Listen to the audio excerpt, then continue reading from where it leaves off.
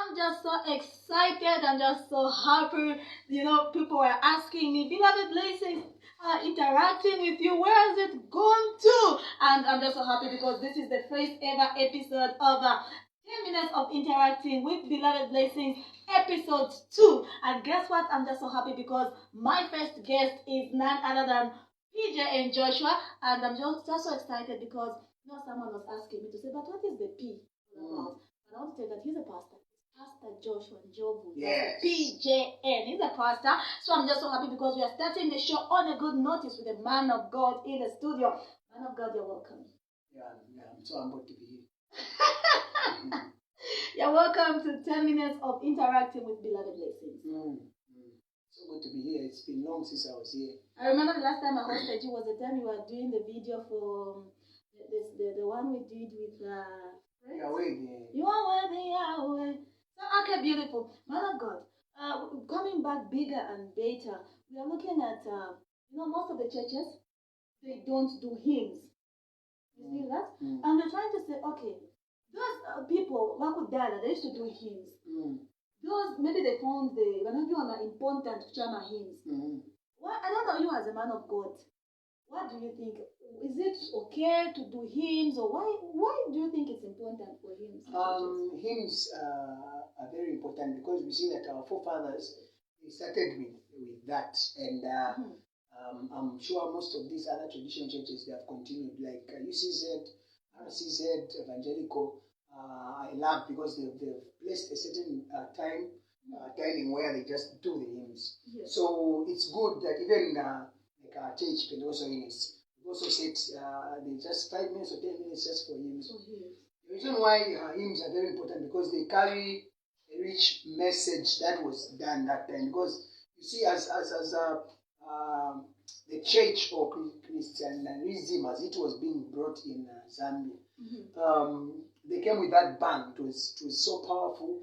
They were full of the Holy Ghost. You see that most of the people were really serious about God and just God.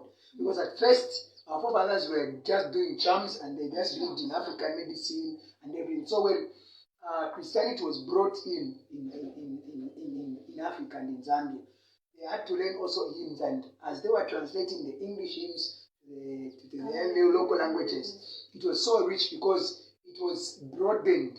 You know, it's almost sometimes that you don't drop, but when you bring it to Bemba, you bring it to Tonga, you bring it to Lozi, you bring it to Kaonde, there's just so richness that comes when people are singing it's easier because they're trying to express God in their own language. Yeah, so we see RCZ when they're doing it in Nyanja and they sing it from there. You see that even the old people in church, because that song just reached and filled up. So even in with gospel artists of our time, when we get the opportunity to get hold of a hymn book, we get one of the songs and we sing it. There's just so much grace that comes. We've seen hymns that Michael W. Smith has done. Amazing grace. When it's done with instruments, they were just clapping.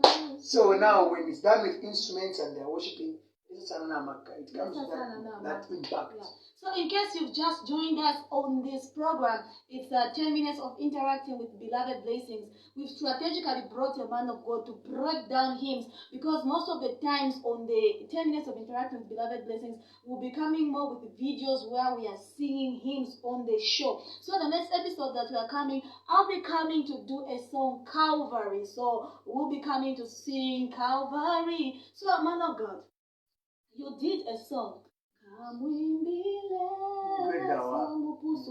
Then you decided to do it in a fast way. Why? Fast way. Why is not challenge? What was behind that? Because when you go again on YouTube or when you do some research, you're going to discover that that hymn mostly was done in a worship or slow manner. So the generation that we are having now, to make them understand, to say, my hymns they're still nice, they're still rich, they're still rich with the power of God. We decided to do it a bit of, jiving it, yes.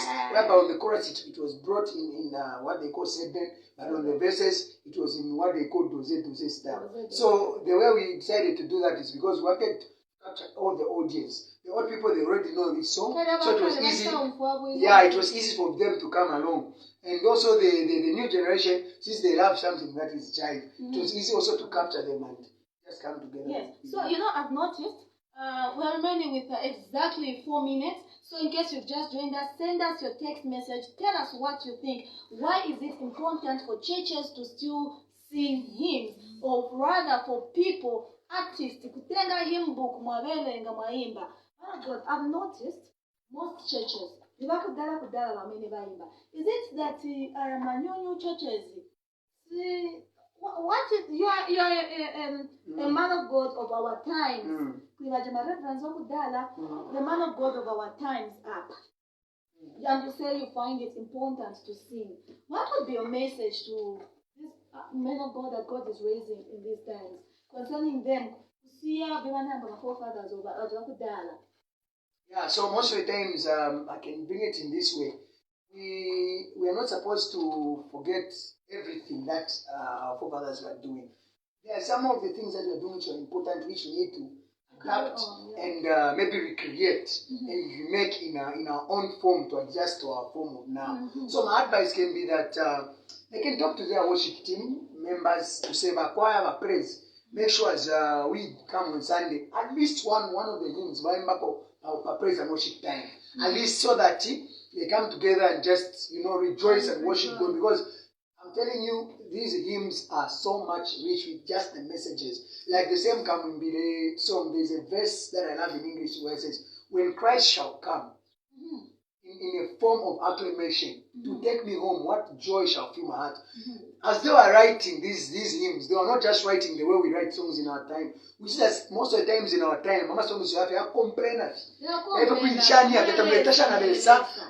You're not exalting God of what He has done. Oh, song yam pako poirifye. Mwelesa ine mwalindekeresha. Mwelesa ine mwalindekeresha. Mwelesa ine mwalindekeresha. So it's so hard for some of our maybe reverends or even old people who are born again that time to adapt or to capture. What are this one? What is this one trying to talk about?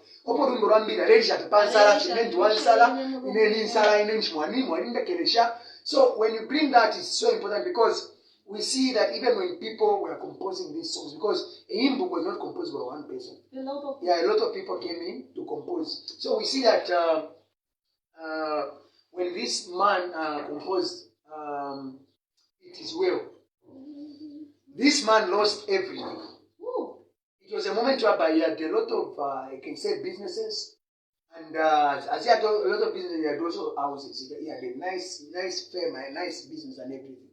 So at one time, everything just got bent. Like the shops got bent in and and they were trying to settle down. They were thinking, what am I going to do? And they could not worship God. But at one time, he told the wife and the kids, when you need sheep, you can go. I'll come and meet you. Let me first raise some more money. I got your transport so that I meet you there. And as they were going on the ship had an accident. And everything. There was just that tragedy. And the message came to him to say, and now he began now to express himself in God. Instead of starting to complain to say, it's